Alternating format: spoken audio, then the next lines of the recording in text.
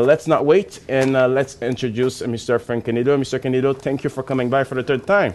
Thank you very much. Thanks for having me for the third time. And timing is everything. I didn't know that this press release was going to come out this morning, so well, it's great that we timed it right. Exactly, because you see, like, the stock is actually in a clear breakout by with that news, with this intersection. So yes, it is an entry point right now for Golden Hope. We still have buyers that are getting into that stock. So technically speaking, it's an entry point. So let's start with, first of all, with the publish of 43-101 report. So what percentage of the project has been explored so far? A very, very small percentage. Okay. Bellechasse-Timmins represents an area of approximately 600 meters by 350 meters, let's say, which even that, if you were to draw a box around that, even half of that hasn't even been drilled. So it's a very small percentage.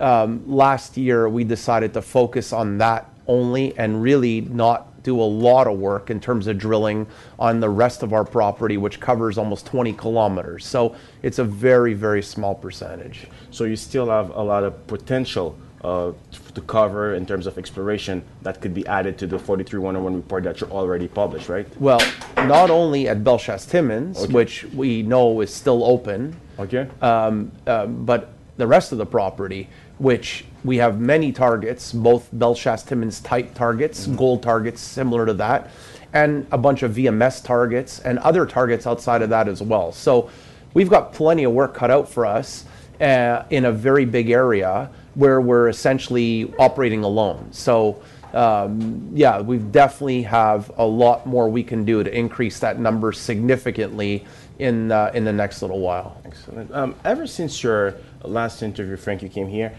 we saw that in the press release you guys are actually beginning a new drilling program. So right. On which area is that drilling program is going to focus on, and when could we expect to add the reserve that you could get from this exploration program to update the 43-101 report that you already released? Good question.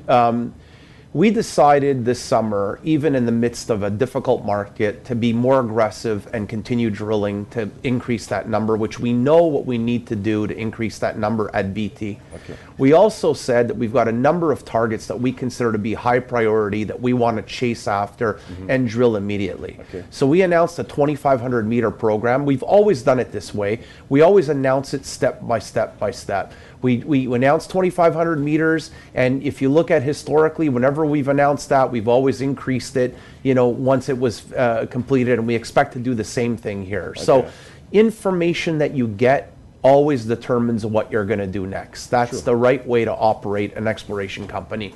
So we're drilling Bellechasse-Timmins, right? In fact, right now we're drilling Bellechasse-Timmins because it's hunting season in southeastern Quebec. So a lot of the targets that we want to drill, we can't really drill. But that'll be over in mid to late November.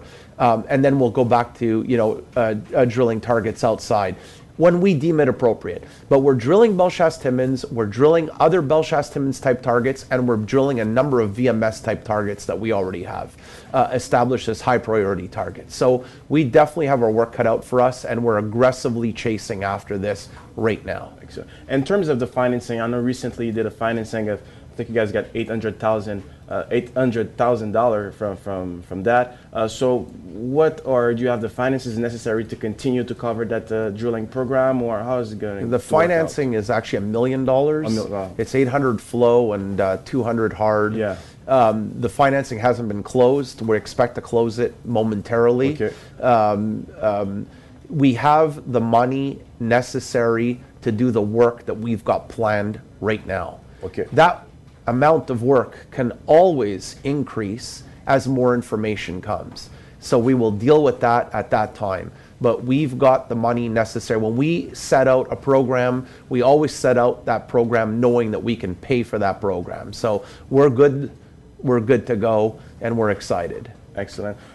One thing that I remember when I look at your company, because it has been the third time you came here, there are two things actually. Is that Golden Hope is really aggressive, and in terms of its exploration program, it's drill baby drill, especially because he wants to bring southeastern Quebec into the map, but also it's about your management.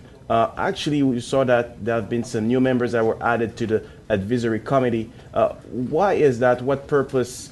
What are you looking to get out of those big names that you added to your board? Well, we've added both to the board and to what we recently established called an advisory committee. Yeah. And an advisory committee is a fancy word for going after top-notch technical people to add to our team. Okay. We've got a team. We've worked with our internal team of geologists that we have at Golden Hope. We've added to that by contracting an external organization such as SGS. Yeah. And so we've added to that. And now we've taken that a step further. Jim Franklin's the first person we announced. If you look up Jim Franklin, you'll see he's considered one of Canada's top geologists.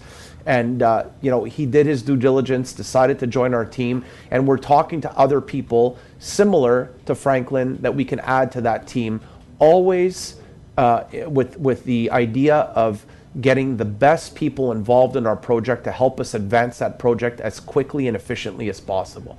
And that's what we're doing. And on the board, we're doing the same thing as well. The last addition was Arvin Jain that we added to the board with Rio Tinto Alcan.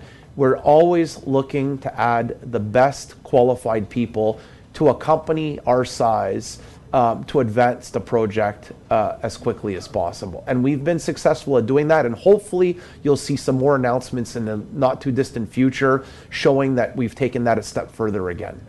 As Jim Franklin being right now the main chief geologist of your project, because it's a big name, I don't know how you're gonna. No, our chief geologist is sorry to interrupt. Our chief geologist is Jim Tilsley, has been, and we've worked very closely with Claude Duplessis of SGS, an external company that we've hired. So, and then in our team we also have Danny Boyar, who's been with the company for years, and other geologists. So we've got a large team, right? But the two main people right now are Tilsley and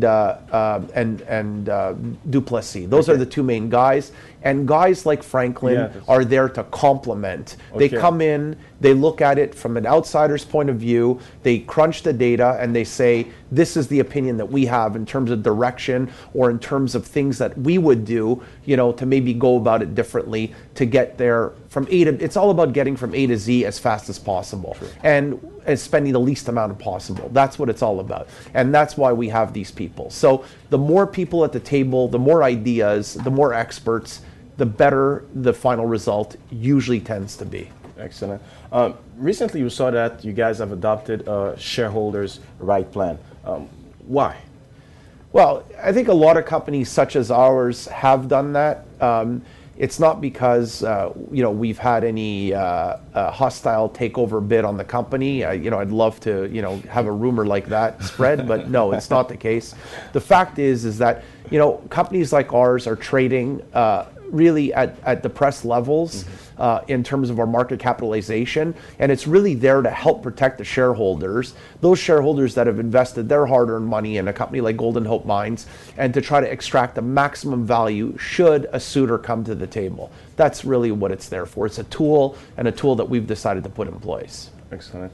Remember in the last interview you said that your goal was to be a leader in Southern Quebec. Actually, we know that you guys are one of the only one to publish a 43-101 report. Have there been, first of all, it's two questions, have there been other companies which have also published, as been aggressive as yours in Southern Quebec? And have there been also like other major players who have said, oh, you know what, I saw this company, Golden Hope, isn't there, so why not call them, maybe explore a joint venture partnership? Right.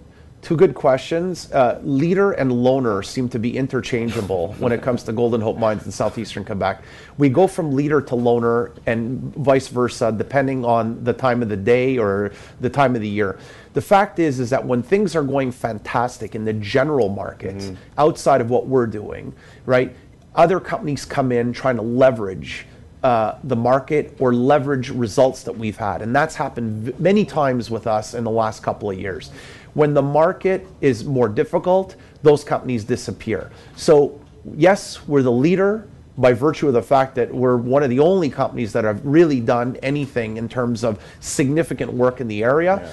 But often we're the loner because there is nobody else that's really believing in southeastern Quebec. We believe 100% in the area. We think that this area will explode one day, and we think that we'll be the result. We're the catalyst that's going to make this thing explode. And we've had little bits of it happen already, but really I would love to invite other companies to southeastern Quebec to spend money and to work in areas outside of course, what we control. So now to answer your second question, joint ventures are really all about dollars and cents. And the way you look at it, we're open to any discussions, of course, and we've had, preliminary discussions from time to time. But the point is this, it's all about if a joint venture partner is willing to spend, say, on an average deal, if you look around $5 million, $3 to $5 million to get 50% of your property, you got to ask yourself, is that the best way to advance my project for my shareholders? Or can I go and get that money through equity financing or maybe debt financing at some point in the future at a better price for my shareholders? And that's really what it comes down to. So it's really a dollars and cents thing. It's not a matter of we need outside expertise that a joint venture partner is going to bring to the table to help advance the project. I think we've surrounded ourselves with enough expertise that we can advance this project efficiently on our own. Yeah, okay, excellent. So first, what are the plans now? Because you have being able to surround yourself with people with a lot of expertise.